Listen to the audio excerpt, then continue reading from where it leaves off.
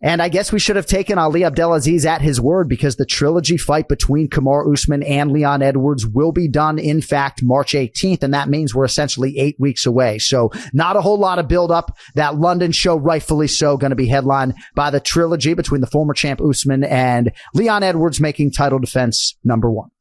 That's the fight you had to make. Glad to hear that news. And it's a big one, man. And that's one of those fights. I have no idea how it's going to go. We could see Kamaru Usman come back and do exactly what he's been doing to everybody else and say, that was a fluke.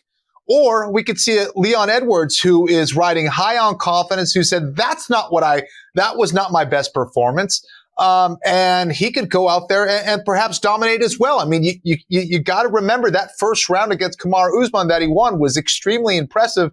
And then, of course, the way he came back, everybody knows about that. But I can't wait for that fight, man. Amazing. Had to look far and wide for people who were picking Leon Edwards going into that second meeting. And I think a lot of the handicappers that people out there trust, including the guys on our show, a lot of these guys I think are going to find themselves on Leon Edwards. I think there are more variables and unknowns with Kamaru going into the third meeting, at least as far as the health is concerned. It also looks as though his teammate Justin Gaethje is going to be on this fight card against Rafael Fiziev. Now, this is big news, Ken Flo. Justin Gaethje has competed primarily in the United States of America as a pro, certainly in the WSOF. In the UFC, he has fought in Vancouver against Donald Cowboy Cerrone, not as rabid a Canadian market as Montreal per se. He has competed in Abu Dhabi in a pandemic climate. So, but Gaethje, dude, he's never competed in like Brazil or Australia or England. This is going to be fucking insane, is it not? Oh, man.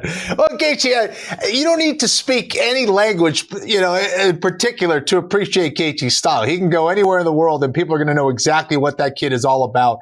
But yeah, no, it's going to be exciting for the fans in the UK to have the pleasure of watching Justin Gaethje perform, man. And same goes for Rafael Fiziev. He just hasn't been doing it as long at a high level. So he's just not the fan favorite, or I wouldn't think so in that equation, but he figures to have a lot of support there as well.